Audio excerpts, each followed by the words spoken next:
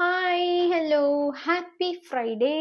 இன்னைக்கு உங்களுக்கு மகாலட்சுமி அவங்க என்ன பிளெஸ்ஸிங்ஸ் கொடுக்குறாங்க இந்த அருமையான நாள், பியூட்டிஃபுல்லான நாளில்.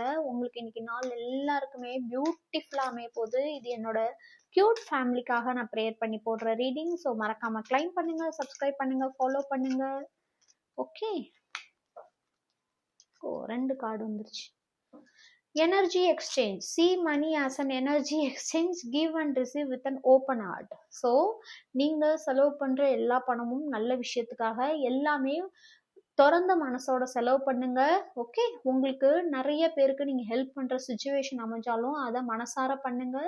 So when spend money focus on the value you are receiving. So நீங்க யாருக்கு பண்றீங்களோ அது வேல்யூவான பர்சனுக்காக பண்றீங்களான்னு யோசிச்சு நிதானமா முடிவெடுத்து பண்ணுங்க.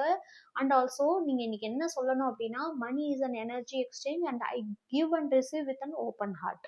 ஓகே, ஸோ அடுத்தது ஜாய்ஃபுல் ஸ்பெண்டிங். ஓகே, உங்களோட சந்தோஷத்துக்காக நீங்க செலவு பண்ற பணம் என்னைக்குமே வேஸ்ட் கிடையாது.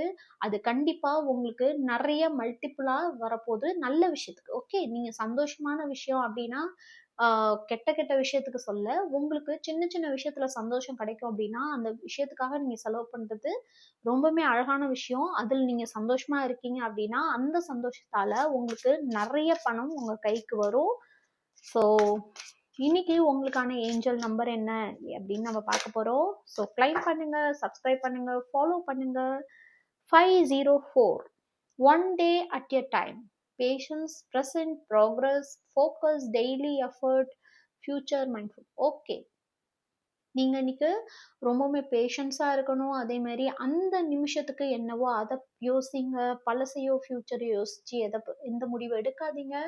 அதே மாதிரி உங்களோட முன்னேற்றத்துல கொஞ்சம் ஃபோக்கஸ் பண்ணுங்க. அதே மாதிரி டெய்லியுமே நீங்க எஃபர்ட் போட்டாதான் உங்களுக்கு அதுக்கான ரிசல்ட் கிடைக்கும். ஸோ அதனால இன்னைக்கு உங்களால எவ்வளவு எஃபர்ட் போட முடியுமோ அதை போடுங்க. அதே மாதிரி ஃபியூச்சரை பத்தி ரொம்பவுமே யோசிக்காதீங்க. ஃபியூச்சருக்கு என்ன தேவைங்கிறத யோசிச்சு இன்னைக்கான முடிவை எடுங்க. ஸோ இன்னைக்கு உங்களுக்கான விஷயம் என்ன அப்படின்னா, எந்த விஷயத்தையும் வெளில சொல்லாதீங்க. நான் இது பண்ண போறேன், அது பண்ண போறேன் அப்படின்னு. ஸோ இதுதான் உங்களுக்கான கைடன்ஸ். ஸோ கிளைம் பண்ணுங்க, சப்ஸ்கிரைப் பண்ணுங்க, ஃபாலோ பண்ணுங்க.